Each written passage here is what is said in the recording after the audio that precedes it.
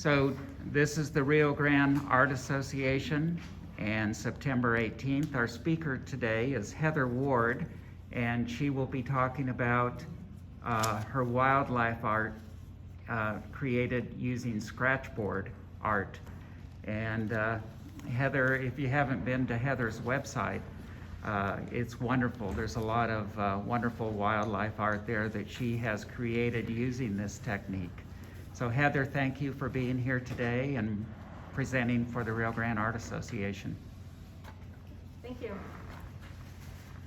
All right, I'm Heather. I live in Los Alamos. Been up there for almost 20 years. I've started doing my art with mostly graphite and charcoal. I was doing that for a long time, and then as I was trying to get my work online, I saw other people doing Scratchboard, and it kind of intrigued me. And I was curious but a little intimidated. But I decided to try it anyway, and I've been doing that ever since.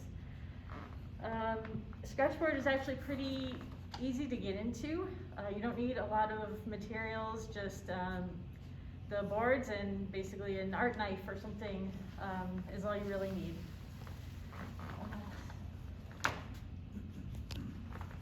Alright, so what is Scratchboard? This is according to the International Society of Scratchboard Artists.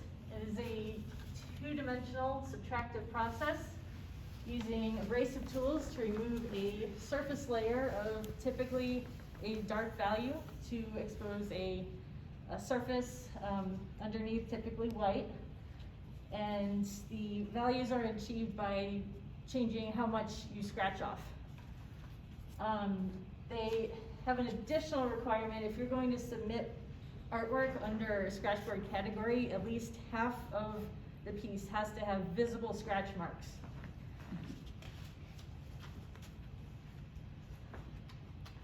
Alright, so Scratchboard is made by layering a white clay over a hard support material, usually like a masonite, and then it's coated with a black ink.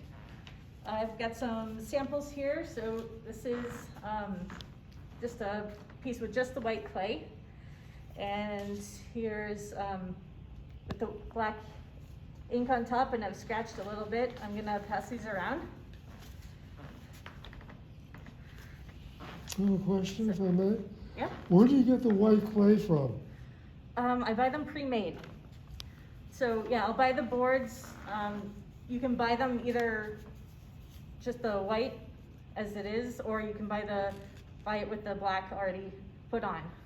So it's already on the board when you buy it? Yeah, I don't make the boards myself. Oh, okay, all right. Yeah. So you'll see that the ink layer is actually very thin. It doesn't take a lot to expose the white. And the white clay, even though it looks very thin, is actually, it takes a lot of scratching to get through it to the board underneath. So you don't really need to worry about scratching too hard, I guess.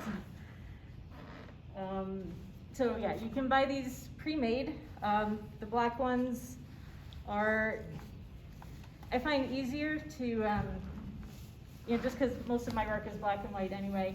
You can buy them, if it's just white, it's called clayboard, and you can use all sorts of materials on that, which I will get to later.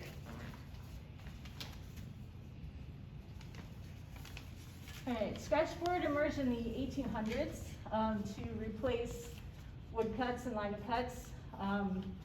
It was more efficient to reproduce. It has been used extensively as a medium for scientific illustration because you can get very, very detailed with it. This is an example from Trudy Nicholson. Recently, this is a sycamore tree, and if you start down the bottom here, this is January, and then you go around through the year and then back to December, so showing all the different stages of the tree over the course of a year.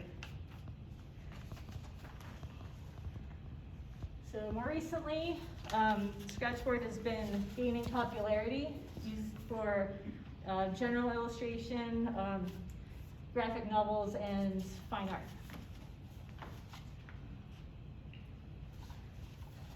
Society of Scratchboard Artists was established about 10 years ago to promote Scratchboard as a fine art medium.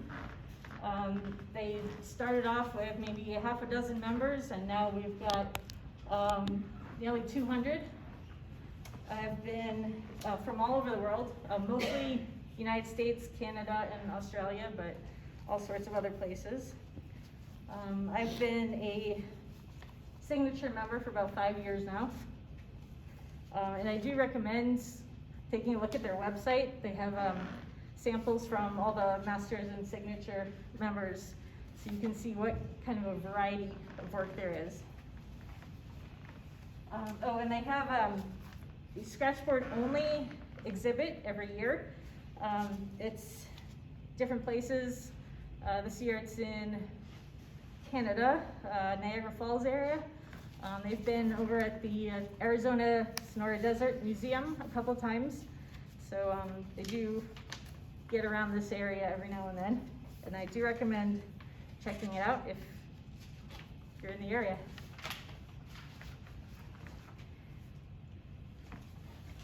All right, these are two examples from master Scratchboard artists to kind of demonstrate the different kinds of techniques that you can use. On the left here we have Lori Dunn, who is, she's Canadian, and she, this piece won a merit award in the Society of Animal Artists exhibit a couple of years ago. So, you know, very prestigious there. She works with only the knife, which I'll get to. She's very meticulous, very detailed. On the left, on the right here, we've got Rod Mann, who his style is completely opposite. He works, you know, he uses airbrush, and he'll just make, you know, big motions with his tools, and just he's really more of a painterly kind of feel to his work.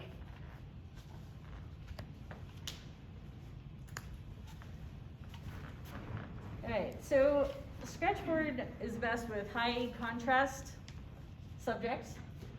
The way I start is, so you need to plan out exactly where everything's gonna go, because you can't move it once it's there. So if you have like a photographic reference or a sketch that you've done, you can use a transfer paper to transfer it onto the board. Or you can use a white charcoal or chalk or something to sketch it freehand if you want. Transfer paper marks do not come off. So you have to be careful that where you put the marks is a place that's going to get scratched, so you don't leave any of that residue. Chalk or charcoal can be wiped off usually with water or sometimes a kneaded eraser.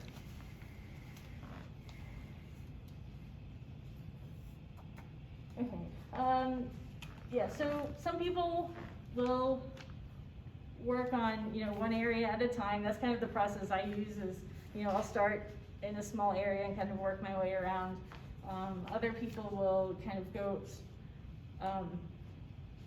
work more the whole thing, kind of building up the values as they go. It really depends on how you like to do that.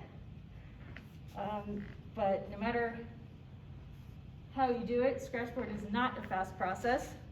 It can take several hours to do even the small piece, and larger ones can take several weeks or even months.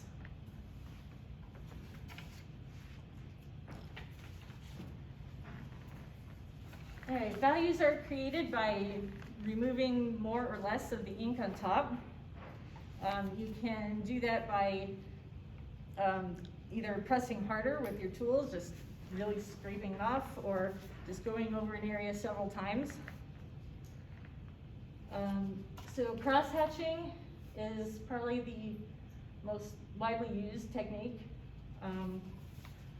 It works very well, and you can get very high levels of detail with it. Stippling, if you take a knife and just stab it into the board like you're stippling, it won't show anything. So you actually have to kind of make like a scoop or a short line if you're going to do that kind of technique. And you can remove large amounts of ink with different kinds of tools or materials, which I will get to next. Alright, these are the tools that I use the most, and I brought them. They're all over on the table on the back if you want to take a look later. The one on the top, the art knife, that's the one I use the most. And I've got two different blades, the straight one and the curved one. The curved one will take off more material. I also like using that one for like whiskers, you know, things with kind of a varying thickness of the line.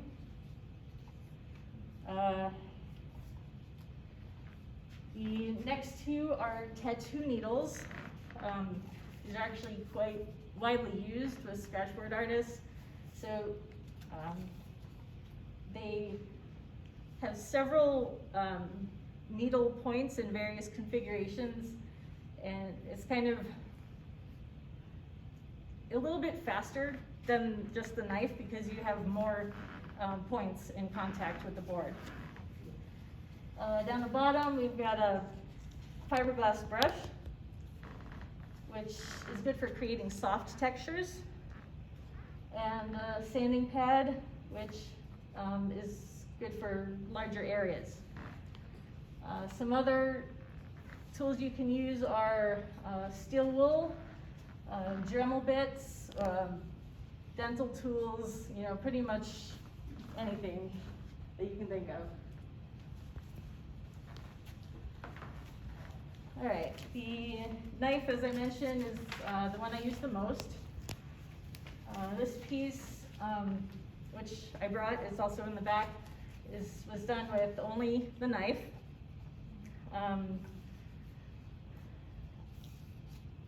Blades do get dull, so you have to replace them every so often. But there are, I've seen ceramic blades, which last a little longer.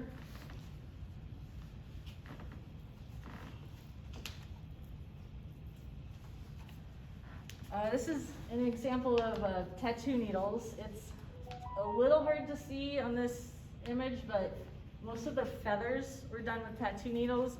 They're really good for getting really close parallel lines. So tattoo needles you can get pretty cheaply online, but they come to fit in a tattoo machine, obviously. So, and they're really hard to hold on their own. So I will usually cut off the tip and put it in a pin vise or something so I can have a better handle. So they come in basically 4 different shapes. The needles would be, so they're 2 round ones where the needles are kind of in a circular shape, and then they come in short or long. So the short ones are a little bit stiffer, long ones are more flexible. So you can get different textures with that. Or you can get, they'll come with like 2 layers kind of on top of each other. And those are good for like large smooth areas for like skin or metal, things like that. And then the last one, it's a bunch of points, kind of, they're all in one line, but the tops of them are kind of curved, so you can kind of get a little bit of variation, like as you're moving the the needle, so it kind of, I use that one, the rounded one, for feathers a lot.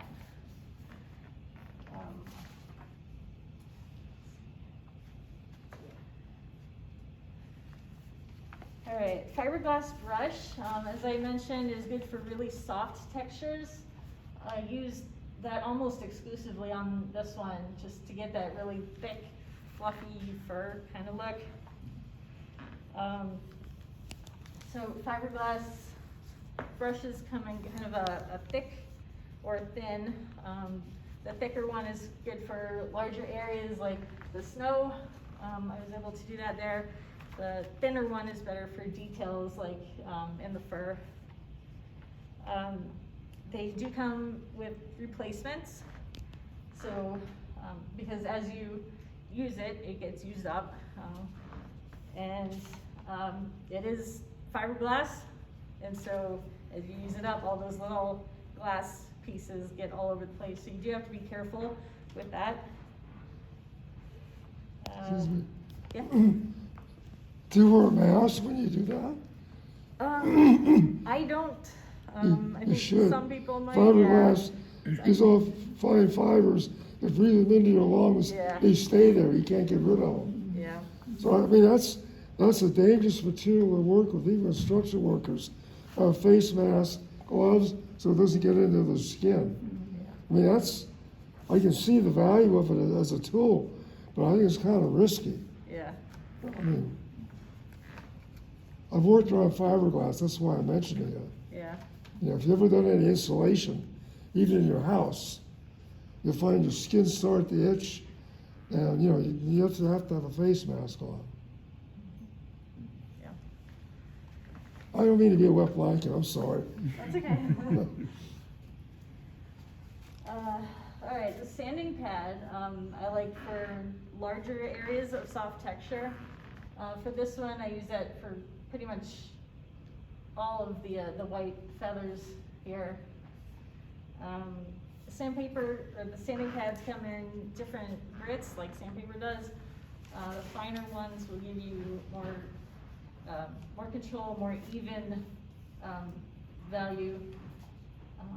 The rougher ones are actually pretty good for making different kinds of textures, like if we were to do, you could do fur with them,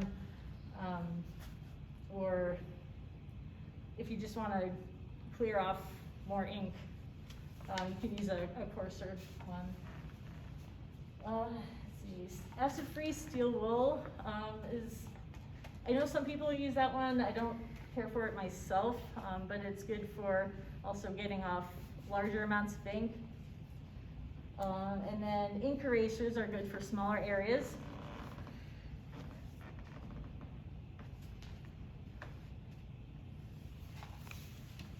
All right, for other tools, I've got just like a really thick needle, I guess, to sign my name because it's easier to get curved lines.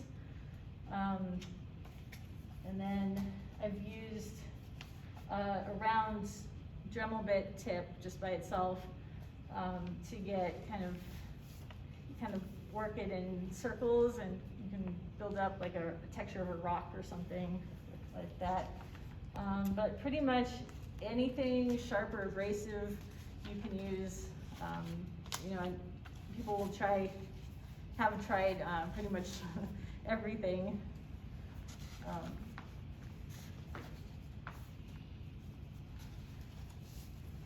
All right, so you can add black back into the board.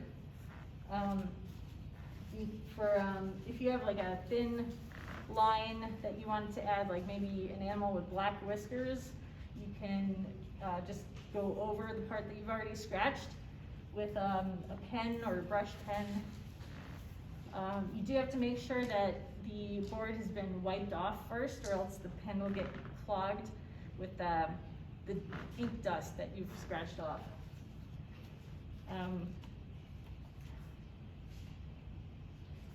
Let's see, you can add ink washes, or change the value of the ink that you add on there, so you can make shadows or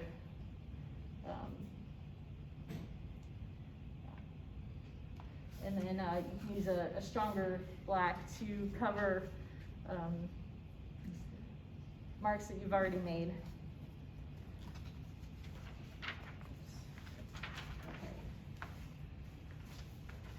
Alright, this is an older one of mine, but it has a couple examples of adding black on after you've done some scratching. So, I don't know if you can see, in these pieces right here, it did scratched kind of to get the value that I needed behind, and then these little dots were added with the ink wash to kind of make them look a little spotted. And then, let's see. So over here, we've got this piece of metal that's kind of, you know, it's kind of uniform, but it's behind that little pipe. So I scratched the big piece first, and then added ink over it for the pipe and its shadow, and then scratched over that again to make it look like it's in front. How large is that? That was 12 by 12.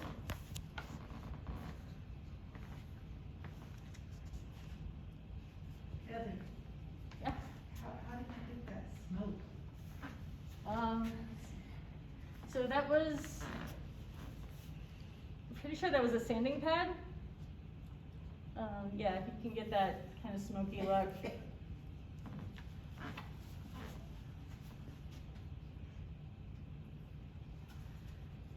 Okay, which brings me to correcting mistakes. Everybody always assumes that, you know, if you make the slightest little mistake, you have to start all over again. That's not completely true. You can, if you scratch an area and it doesn't quite look right, you can re-ink it. You can use just a paintbrush, paint over that area, or an airbrush will give you a more even cover, and then you can re-scratch it. But because there's already scratch marks underneath it, there'll be kind of a bumpy texture to that area. So you'll be scratching over, you know, it's not a flat area anymore. So you can only really do that a couple times before that area will be kind of unworkable, basically. If you want to remove a lot of ink, like sometimes maybe a background or I don't know, just a large area where you want to just completely take off the ink, you can use isopropyl alcohol with a cotton ball, and it'll just wipe off. It may take a couple times, but it'll come off pretty easily. And there'll be no scratch marks, so it'll be nice and smooth.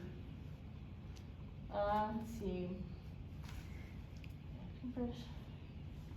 Yeah, so if you were to have a piece with mostly black background, you know, sometimes I like to have one that's just, you've got the subject in the front and it's just, you know, the solid black in the back. If you mark on that, there's no way you can fix it that you won't be able to see it afterwards. Even if you can make it look pretty black, like an airbrush might help a little bit, but you can still kind of tell.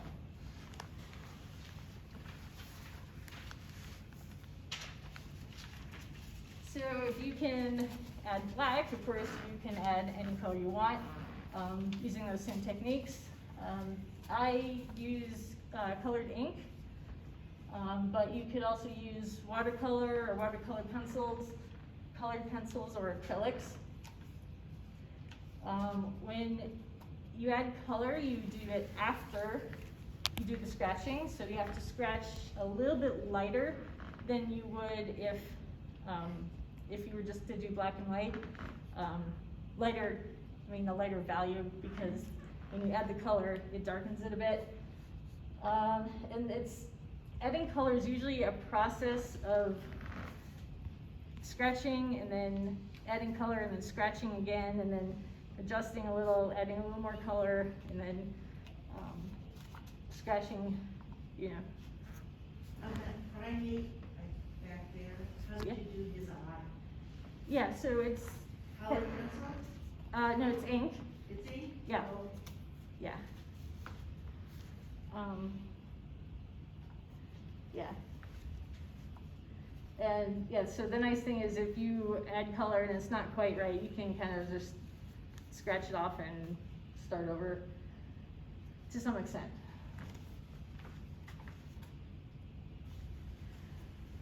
All right, these are two more master artists. On the right here, we've got selective coloring. She started with a blackboard, and then just colored a little bit, the strawberries. And on the left, she started with a whiteboard, a clay board, and airbrushed the background. And then, not exactly how she put her main subject in, if it was brush or airbrush, but then, she can do the scratching and then adding color as needed.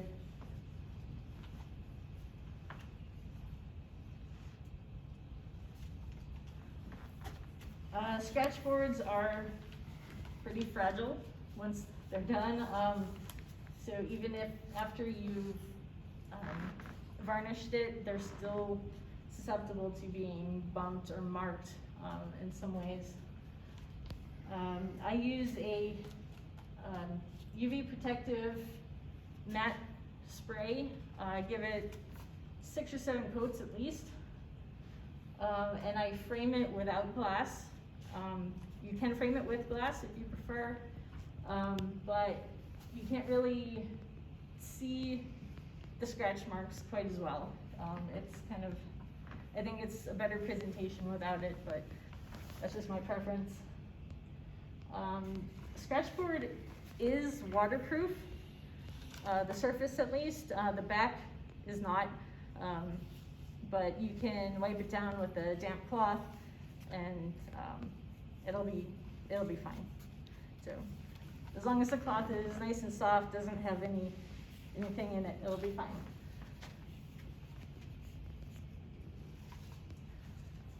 Alright, so these are a couple of the websites I used, the other artists that I mentioned, and my website at the bottom.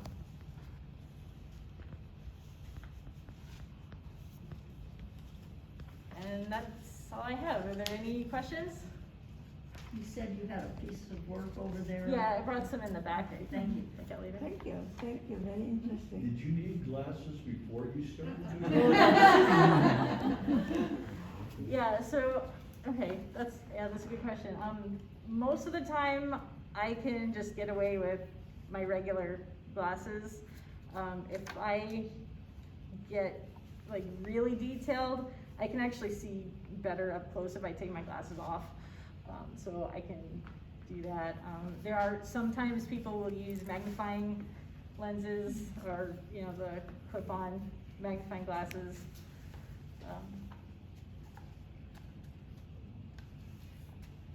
Is this the first art medium you started in, or what did you do prior to this, if you had another medium? Yeah, I was working mostly in pencil, charcoal before this. So. I'm just curious, you mentioned watercolor, color pencil. I know some societies like the Color Pencil Society, you only use pencils, and they'll allow black and white pencils because they're pencils. And I noticed you talk about using watercolor, colored pencils. Does the Scratchboard Society in this shows, is that okay with them? Yes. That's interesting. Yeah, and so for the Scratchboard Society, yeah, that's okay. But if you were to enter, like pretty much any other show doesn't have its own Scratchboard category, right? So I would enter into either drawing or mixed media sometimes, depending on what you use in there. Well, you showed the one with an airbrush background, and that's what made me curious too. If you have a large area where it's just strictly airbrush, that's okay? Yeah, that one was, It was the one Yeah. of the tiger, I believe. yeah, so because the main subject was scratched you know, if you Okay. look at it up closely, you can see the scratches, and so that is acceptable as Scratchboard. Oh, okay.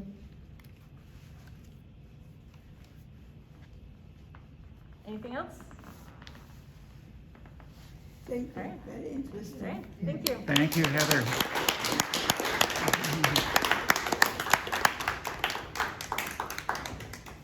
Okay, thank you, everybody. Thank you, Heather.